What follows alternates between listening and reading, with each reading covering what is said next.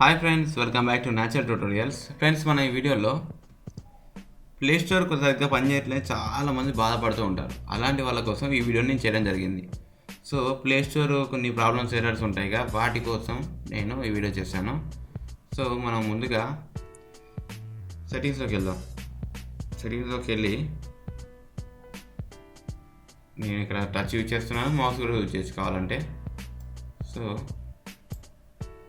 నేను scroll use చేస్తున్నాను. ఇప్పుడు మౌస్ యూజ్ చేస్తున్నాను, లేదా టచ్ యూజ్ చేస్తాను. నేను ఈ బ్యాక్గ్రౌండ్ అంటే నా ఫోన్ని సిస్టమ్తో ఎలా అప్లోడ్ చేస్తున్నాను ఇంకా ఆల్రెడీ ఒక వీడియో చేశాను. సో మీరు దాన్ని చూడొచ్చు, how to connect phone to PC అని చెప్పేసి నా ఛానల్లో ఉంటుంది అది. ఓకే, మీరు ఇప్పుడు అప్లికేషన్స్కి వెళ్ళండి. అప్లికేషన్స్కి వెళ్తే అప్లికేషన్ మేనేజర్కి వెళ్ళండి.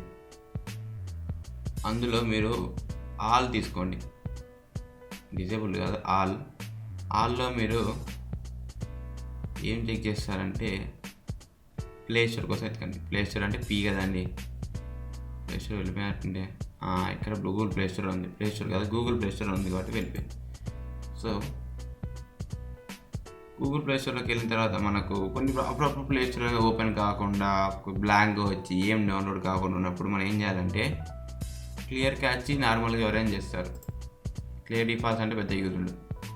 ఇక్కడ అప్డేట్స్ ఫోర్స్ స్టాప్ చేయండి. ఓకే చేయండి, ఫోర్స్ స్టాప్ అయిపోతుంది. ఇప్పుడు అది పని చేయదు.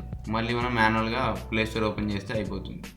అలా కూడా పని చేయలేదు అనుకోండి, ఇక్కడ క్లియర్ డాటా అని ఉందా, ఆ క్లియర్ డాటాను మీరు క్లిక్ చేసి ఓకే చేసినట్టయితే ప్లే స్టోర్ మళ్ళీ మొత్తం ప్లే స్టోర్ యాప్ మాత్రమే రీసెట్ అయిపోతుంది. అలా రీసెట్ అయిపోయిన యాప్ని మళ్ళీ మీరు ఒక్కసారి చిన్న ప్రాసెస్ ఉంటుంది, మీ గూగుల్ ఐడి మళ్ళీ ఇచ్చేస్తే సరిపోతుంది. గూగుల్ ఐడి మీ జీమెయిల్ ఐడి అనేది మళ్ళీ ఇచ్చేస్తే ఖచ్చితంగా మీకు మళ్ళీ వచ్చేస్తుంది. మ్యాక్సిమం మీరు ఇంతకుముందు ఏ ఐడి అయితే ఇచ్చారో ఆ ఐడిని ఒకసారి ఐడి పాస్వర్డ్ని గుర్తుపెట్టుకోండి, మళ్ళీ మీకు ప్రాబ్లం రావచ్చు. సో ఐడి పాస్వర్డ్ మీరు గుర్తుపెట్టుకొని చేయొచ్చు, లేకుంటే వేరే ఇవ్వచ్చో లేదో, కొన్ని ఫోన్లకు ఇస్తుంది, కొన్ని ఫోన్లకు ఇవ్వట్లేదు అట్లా.